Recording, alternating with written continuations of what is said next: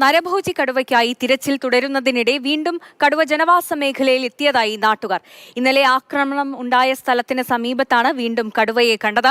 വനംവകുപ്പ് ഡ്രോൺ അടക്കം ഉപയോഗിച്ച് പരിശോധന നടത്തുകയാണ്. പ്രദേശത്ത് നിന്ന് ആളുകളെ ഒഴിപ്പിച്ചിട്ടുണ്ട്. കമൽ കൂടുതൽ വിവരങ്ങളുമായി ചേരുന്നുണ്ട്. കമൽ, ഈ ഒരു വയനാടിനെ സംബന്ധിച്ചിടത്തോളം വലിയൊരു ആശങ്കയാണ്. വീണ്ടും ജനവാസ മേഖലയിൽ കടുവയെ കാണുന്നു. അത് രാധയെ ആക്രമിച്ചു കൊന്ന കടുവ തന്നെയാണോ എന്നതിലും ഉറപ്പില്ല. ഇപ്പോൾ അവിടെ ദൗത്യം തുടരുകയാണ്. നേരം ഇരുട്ടിക്കഴിഞ്ഞു. ഈ ദൗത്യം ഇനി എങ്ങനെയാണ് നടത്തുന്നതിനുള്ള തീരുമാനങ്ങളൊക്കെ എങ്ങനെയാണ്? സന്ധ്യ, ജനവാസ മേഖലകളിലൊക്കെ RRTയുടെയും വനംവകുപ്പിന്റെയും നിരീക്ഷണം ഉണ്ടാകും. അതിലപ്പുറം ഈ കാട്ടിലേക്കോ എസ്റ്റേറ്റ് മേഖലയിലേക്കൊന്നും രാത്രി നേരിട്ട് ആളുകൾ പോയി തിരയുക എന്നൊരു കാര്യം പ്രായോഗികമല്ല. തെർമൽ ഡ്രോൺ ഉൾപ്പെടെയുള്ള സംവിധാനങ്ങൾ ഉപയോഗിച്ച് നിരീക്ഷിക്കും. ലൈവ് ക്യാമറയും സ്ഥാപിച്ചിട്ടുണ്ട്. അതിന് മുന്നിൽ കൂടെ പോവുകയാണെങ്കിൽ തത്സമയം തന്നെ ദൃശ്യങ്ങൾ കിട്ടും. അതുകൂടാതെ 38ഓളം ക്യാമറ ട്രാപ്പുകൾ, അത് പക്ഷേ നാളെ രാവിലെ അതിലെ ദൃശ്യങ്ങൾ പരിശോധിക്കാനാവുകയുള്ളൂ.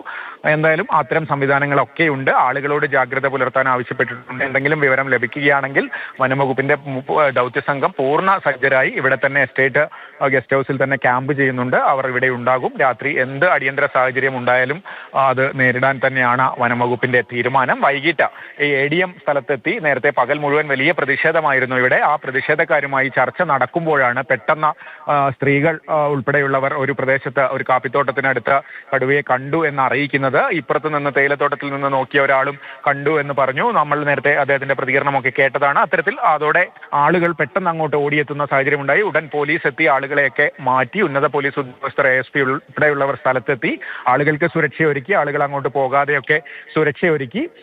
അങ്ങനെ പിന്നീട് അരുൺ സക്രയുടെ നേതൃത്വത്തിലുള്ള സംഘം അപ്പോൾ തന്നെ ഫീൽഡിൽ ഉണ്ടായിരുന്നു. അവരും ആ ഭാഗത്തേക്കൊക്കെ നീങ്ങി പരിശോധന നടത്തി. പക്ഷെ അവരുടെ എന്താണ് സ്ഥിരീകരണം എന്നുള്ളതൊന്നും നമുക്ക് ലഭിച്ചിട്ടില്ല. പക്ഷെ ഒന്നിലധികം പ്രതികരണങ്ങൾ വന്നിട്ടുണ്ട്. ഒന്നിലധികം ആളുകൾ കടുവയെ കണ്ടു എന്ന് പറയുന്നുണ്ട്. അതുകൊണ്ട് തന്നെ അതിൽ ഒരു ഏറെക്കുറെ അത് ശരിയാകാനുള്ള ഒരു സാധ്യത പറയുന്നു. എന്താണെങ്കിലും വനംവകുപ്പ് അത് കാൽപ്പാടുകളൊക്കെ നോക്കി സ്ഥിരീകരിക്കേണ്ടതുണ്ട്. മറ്റൊന്ന്, ഈ പ്രതിഷേധവുമായി ബന്ധപ്പെട്ടാണ് രാവിലെ മുതൽ ആളുകൾ ഇന്ന് രാധയുടെ സംസ്കാരം കഴിഞ്ഞതിന് പിന്നാലെ തന്നെ ആളുകൾ വലിയ രീതിയിൽ പ്രതിഷേധം ഉയർത്തിയിരുന്നു. കലക്ടർ സ്ഥലത്തെത്തണം എന്നൊക്കെയായിരുന്നു ആവശ്യം. കടുവയെ വെടിവെച്ച് കൊല്ലണമെന്ന് ആവശ്യപ്പെട്ടു. എന്തായാലും വൈകിട്ടോടെ ADM സ്ഥലത്തെത്തി ഈ പ്രതിഷേധം നടത്തിയ ആളുടെ പ്രതിനിധികളുമായും നഗരസഭാ ചെയർമാനും വൈസ് ചെയർമാനും ഉൾപ്പെടെയുള്ള ആളുകളുമായും ഒക്കെ ചർച്ച നടത്തി. ആ ചർച്ച വിജയിച്ചതായാണ് പ്രതിഷേധക്കാർ അറിയിച്ചത്. കാരണം ആവശ്യങ്ങളൊക്കെ അംഗീകരിച്ചു. കടുവയെ വെടിവെച്ച് കൊല്ലുക, കൂട്ടിലകപ്പെട്ട കടുവയെ വെടിവെച്ച് കൊല്ലുക എന്ന ആവശ്യം എന്തായാലും നിയമപരമായി പ്രാവർത്തികമാക്കാൻ കഴിയുന്നതല്ല. അതുകൊണ്ട് കടുവയെ പിടികൂടിയാൽ ഒരു കാരണവശാലും വനത്തിൽ വിടില്ല. അതിനെ സംരക്ഷണ കേന്ദ്രത്തിലേക്ക്, സൂയിലേക്കോ മറ്റേതെങ്കിലും സംവിധാനത്തിലേക്കോ മാറ്റുമെന്ന ഉറപ്പ് ADM നൽകി.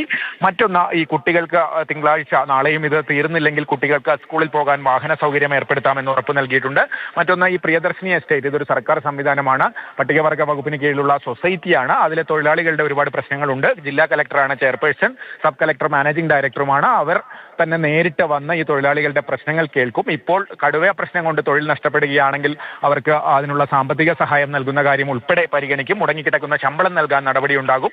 അത്തരം കാര്യങ്ങളിലൊക്കെ ഉറപ്പ് നൽകിയിട്ടുണ്ട്. മറ്റൊന്ന്, പ്രതിഷേധക്കാർ ആവശ്യപ്പെട്ടത് ഇന്നലെയും ഇന്നും നടന്ന പ്രതിഷേധങ്ങളുടെ പേരിൽ ഒരു തരത്തിലുള്ള പോലീസ് കേസും ഉണ്ടാകാൻ പാടില്ല എന്നുള്ളൊരാവശ്യം ഉന്നയിച്ചിരുന്നു. അതും അധികൃതർ അംഗീകരിച്ചിട്ടുണ്ട്. അതോടെ പ്രതിഷേധം അവസാനിച്ചതായി അറിയിച്ചാണ് എല്ലാവരും പിരിഞ്ഞു പോയിരിക്കുന്നത്.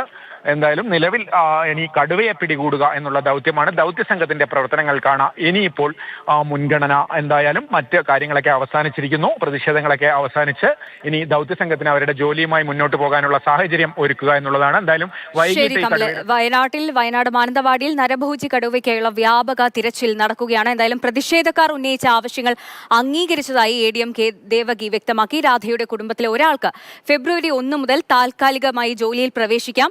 രാത്രിയും പകലും പെട്രോളിംഗ് ശക്തമാക്കും. കടുവ കൂട്ടിലായാൽ മൃഗശാലയിലേക്ക് മാറ്റുമെന്നും ADM വ്യക്തമാക്കി.